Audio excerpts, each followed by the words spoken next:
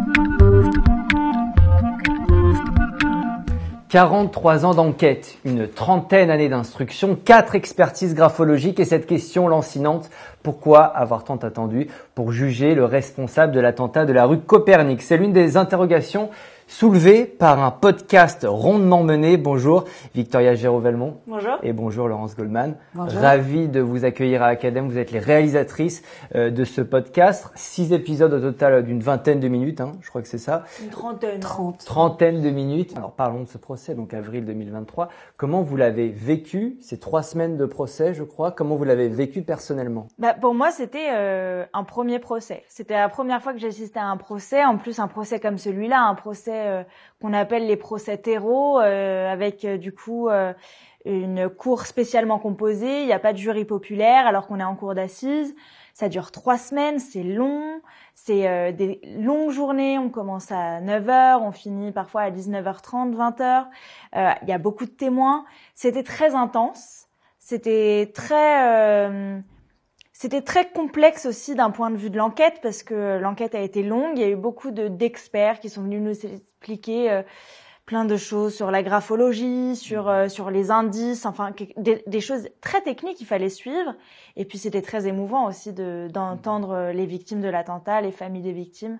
Oui, parce que pour vous, alors on va pas dévoiler votre âge, mais personnellement, moi j'étais pas né au moment de cet attentat. C'est aussi une manière de transmettre cette histoire qu'on n'a pas tous connue, mais qui a été si importante pour la communauté juive française et plus généralement pour la société française. Bah oui, complètement, parce que en fait c'est le premier attentat antisémite de cette ampleur depuis la Seconde Guerre mondiale. Donc c'est quelque chose qui a frappé non seulement la communauté juive, puisque c'était elle qui était visée, mais elle a frappé aussi la rue, qui a été complètement détruite, et puis finalement tout Paris, toute la France. Et vous le faites très bien revivre d'ailleurs.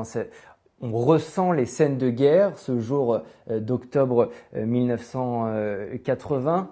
4 morts, des dizaines de blessés, donc effectivement une rue complètement ravagée. On ressent parce que vous mettez beaucoup d'éléments sonores. Et il y a aussi beaucoup de témoignages de fidèles. Et alors, ce qui m'intéressait, moi, c'est que vous faites parler des fidèles qui étaient dans la synagogue et qui ont été complètement oubliés pendant 40 ans. Je m'appelle Isabelle, j'ai 55 ans, bientôt 56. Et j'avais 13 ans au moment de l'attentat de la rue Copernic, en octobre. J'avais fait ma bat mitzvah mois de juin précédent, avant les vacances. Et j'étais un vrai pilier de la synagogue. En réalité, ces fidèles qui se trouvaient dans la synagogue ce vendredi soir, pendant l'office de Shabbat, au cours duquel, c'est une synagogue libérale, on célébrait 5 bar et bat mitzvah, donc la synagogue était pleine. Les fidèles qui en réalité, et cette réalité-là nous est apparue finalement au fur et à mesure que le procès a avancé, étaient les personnes qui étaient visées par les terroristes quand ils ont déposé la bombe à quelques mètres de l'entrée. Or, inexplicablement, j'ai envie de dire, le premier jour du procès, ces fidèles-là n'étaient pas là. Il y avait 230 personnes à peu près à l'intérieur de la synagogue. Et le premier jour, il y avait une partie civile, qui est la partie civile historique de ce procès et encore qui est arrivée très tard dans la procédure, Corinne Adler, qui était une des jeunes filles de 13 ans qui faisait sa bat mitzvah ce soir-là. Mais pour tous les autres, les bancs étaient vides, à l'exception de l'un d'entre eux qui fait partie de cette bande de jeunes qui étaient assis dans la synagogue de ce qu'on appelait l'annexe. C'était une bande de jeunes lycéens et étudiants qui avaient l'habitude de se retrouver tous les vendredis soirs pour l'office dans la synagogue.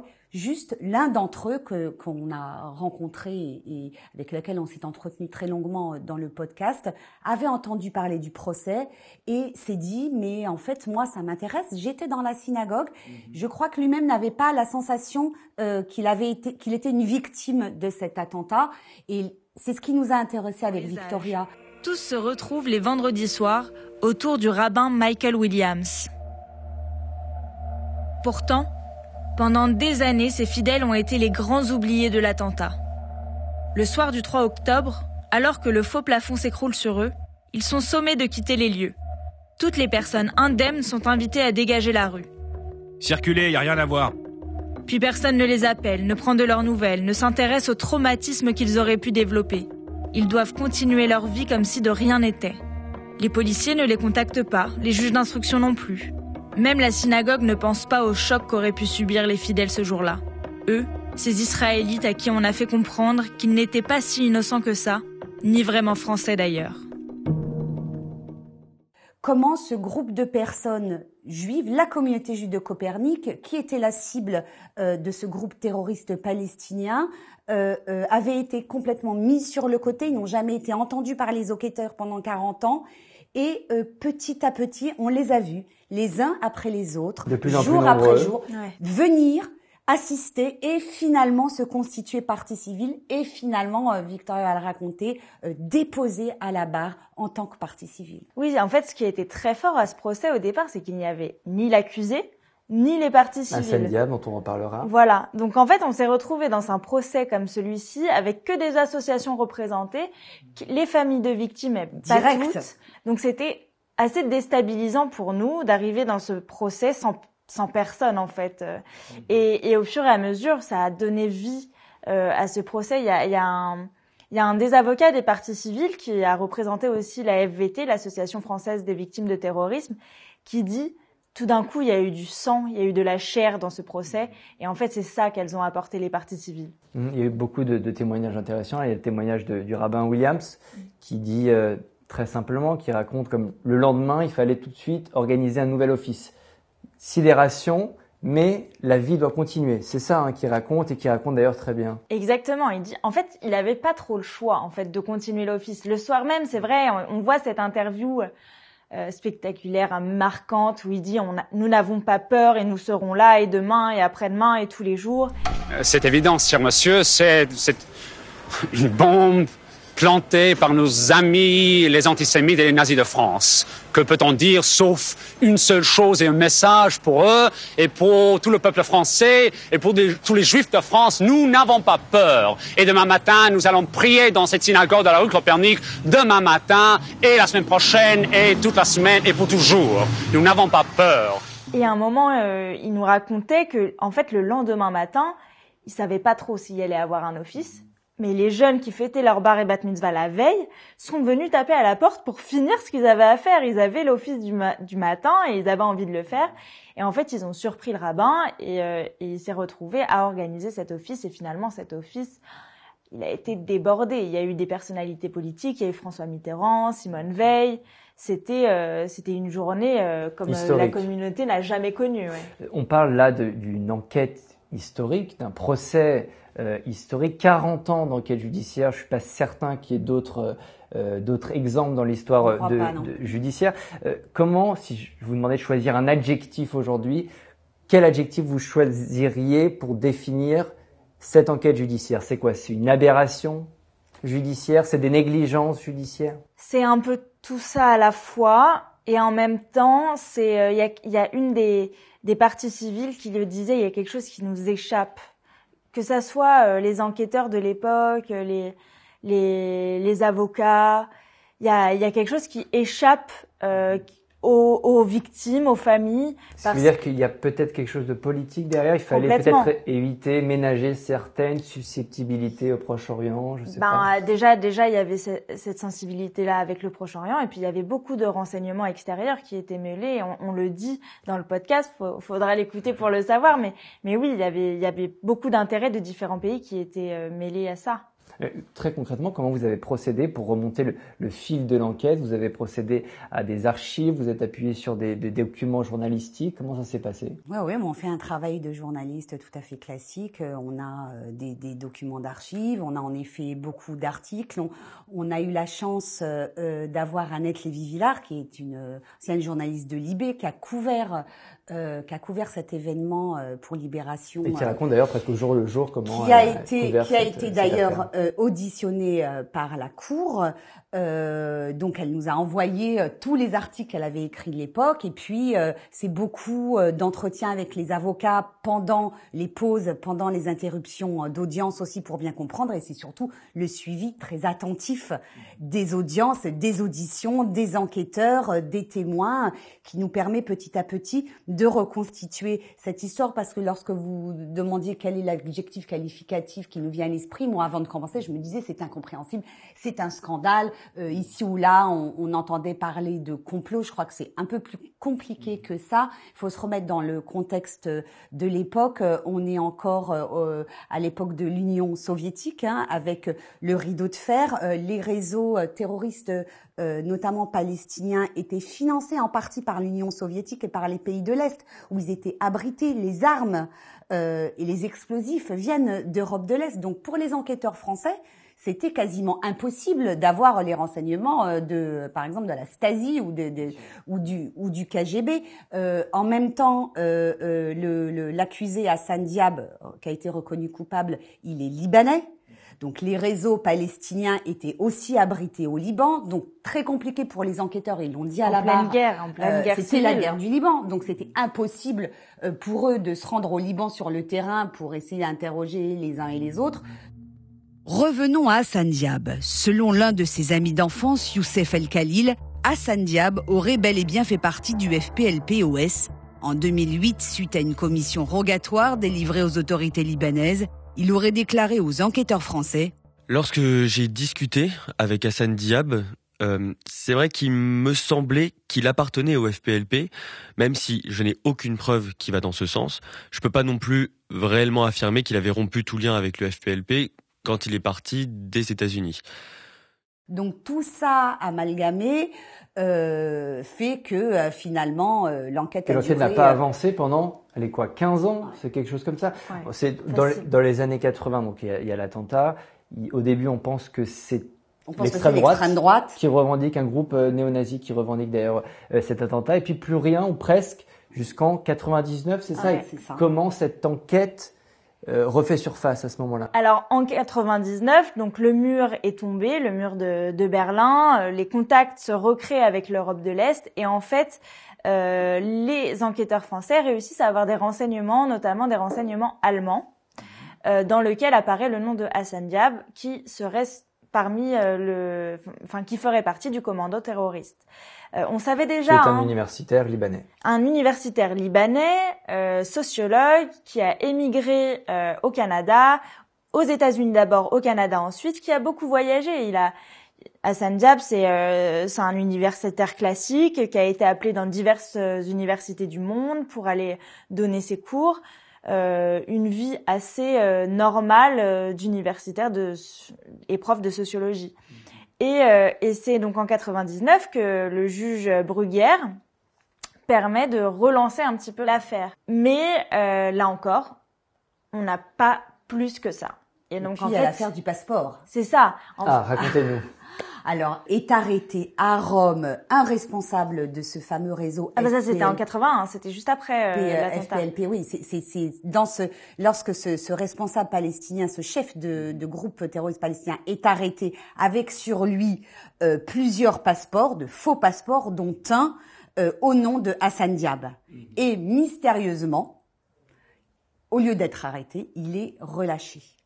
Mais là, le nom d'Hassan Diab apparaît pour la première fois, et ce n'est que plus tard que cette information arrivera aux enquêteurs français et les confortera dans la piste, sur la piste de Hassan Diab. Parce qu'il faut dire aussi qu'à cette époque-là, les années 80, c'est pas que la France qui était touchée par les attentats terroristes qui venaient du Liban, de la Palestine. Le PLP, cette organisation, alors faut rappeler, un marxiste très à gauche, Exactement. qui revendique d'ailleurs des attaques sur le sol européen au nom de la cause palestinienne. Exactement, et cette organisation, elle a frappé la France, l'Italie, la Belgique, de nombreux pays en réalité, et avait un réseau très vaste. C'est notamment l'affaire Entebbe avec toute la symbolique que ça revêt aujourd'hui en Israël. Et puis j'aimerais qu'on parle de ça. Si vous permettez, juste, je voudrais rajouter un petit élément qui est très important. L'attentat de Copernic, pour la première fois, cible des Juifs français, donc absolument extérieurs au conflit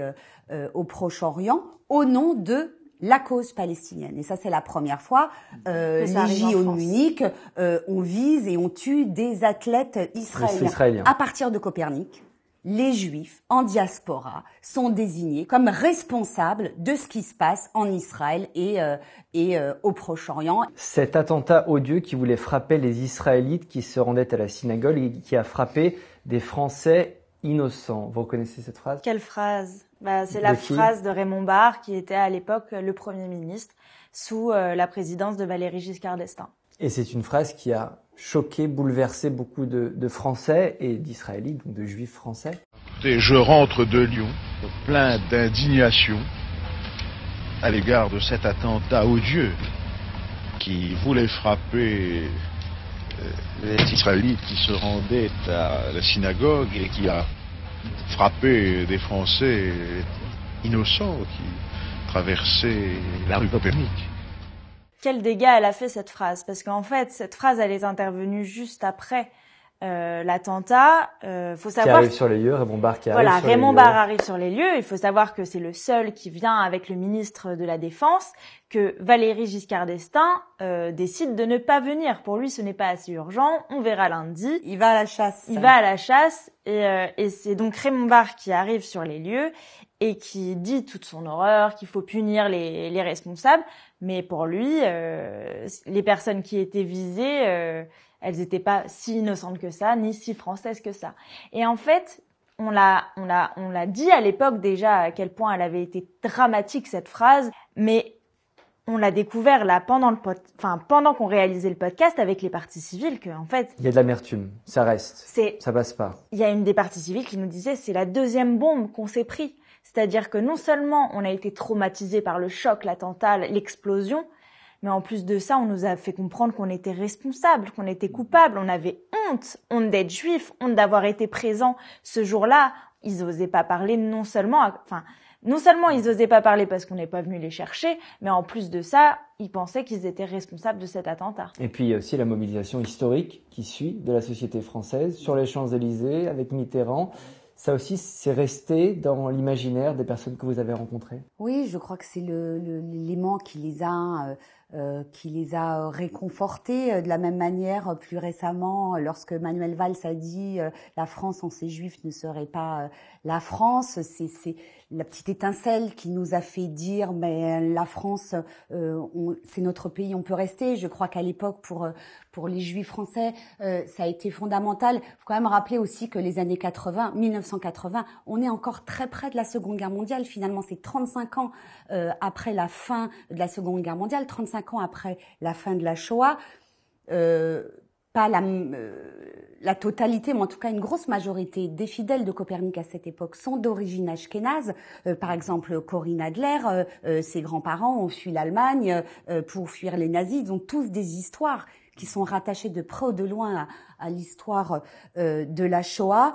La déclaration de Raymond Barre, elle a ce petit côté rance, encore relent pétainiste de cette France qui perdure encore un petit peu dans les esprits au tout début des années 80, à la fin des années 70. Aujourd'hui, ça a beaucoup changé, mais à l'époque, on n'était pas encore passé dans l'ère du récit, on n'avait pas encore les témoignages des rescapés, on n'avait pas encore eu les grands procès des responsables, les grands procès qu'on a connus, Barbie, Papon.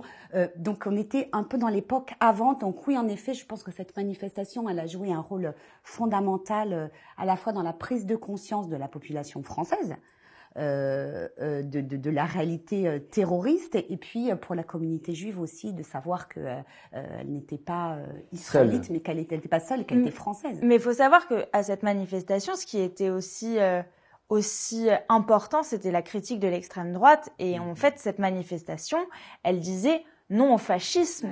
Elle disait pas... Le premier message n'était pas protégeons les juifs, c'était non au fascisme. Il y avait quelque chose de... On a un peu peur que l'extrême droite revienne, de l'extrême...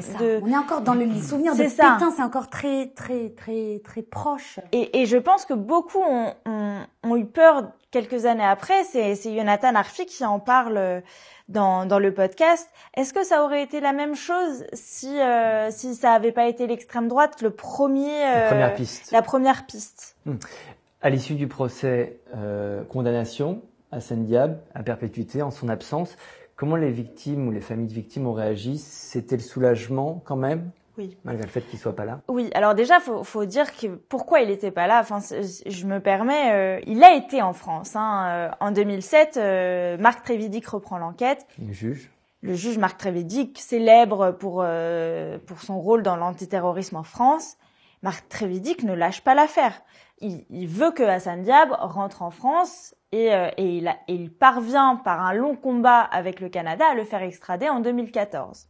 En 2014, Hassan Diab donc est à Paris. Il y a un changement de juge d'instruction à ce moment-là. Le juge Jean-Marc Herbault reprend le flambeau. Coup de théâtre, Jean-Marc Herbault, avec tous les éléments qu'il y a pourtant contre Hassan Diab, décide qu'il y a un non-lieu. Le non-lieu, dès le lendemain, il est valable. Donc, dès le lendemain, Hassan Diab est retourné au Canada.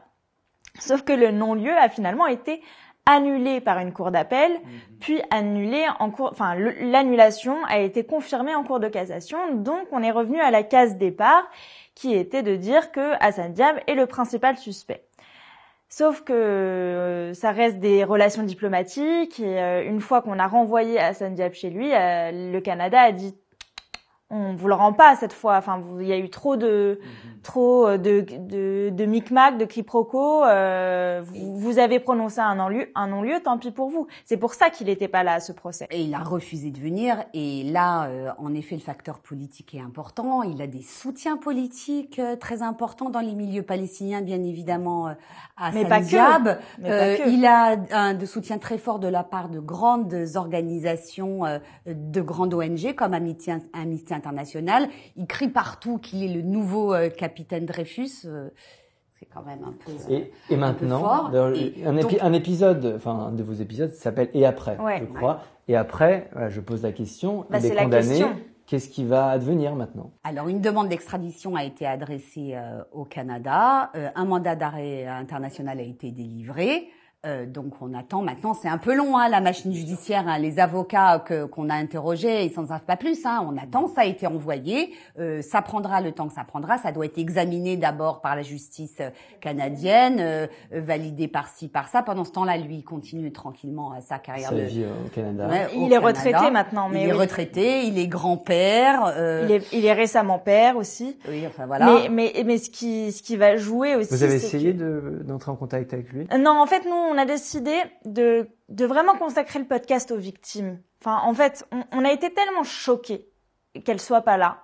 On a été tellement troublés et émus par leurs témoignages quand elles nous ont raconté, enfin qu'elles ont raconté à tout le monde, à la barre, que à l'époque, personne n'est venu pour les interroger. Il y en a un qui raconte très bien, mais pourquoi ils sont pas venus? Ça se trouve, l'un d'entre nous avait vu le terrorisme. Ils auraient pu faire avancer l'enquête. Mais maintenant, ce qui va se passer, c'est que même si Hassan Diab est extradé, il y aura un procès qui repartira à zéro. Il y aura pas, il va pas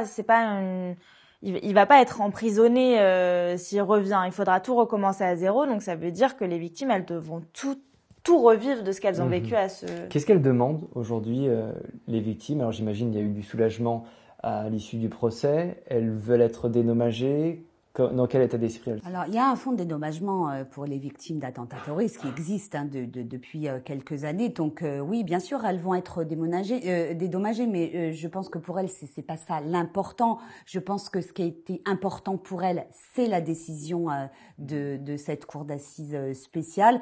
C'est que leur statut de victime, dont finalement, au fond d'elles-mêmes, elles n'étaient même plus très sûres à force de se dire, plusieurs nous ont raconté et l'ont dit à la barre, quand ils sont rentrés chez eux, ces jeunes, les parents les attendaient autour de la table de Shabbat et leur ont dit, t'es pas blessé? Alors c'est super, allez maintenant tu viens dîner et demain tu vas en classe. C'est ça ce qui s'est passé. Donc d'abord le fait leur statut de victime. Donc je pense que maintenant ces parties civiles-là, elles sont dans un processus de réparation. Ça leur a permis aussi de se retrouver tout ensemble. Elles ont créé des boucles Facebook, WhatsApp. Elles se voient, elles se parlent. Après, ma foi. Et un suivi psychologique a été mis en place. Des cercles paroles ont été mis en place, notamment par la synagogue, pour que elles entrent dans ce travail-là de reconstruction enfin. Et tous ces témoignages sont à retrouver dans votre podcast. Je rappelle le titre, Copernic, l'attentat, le procès.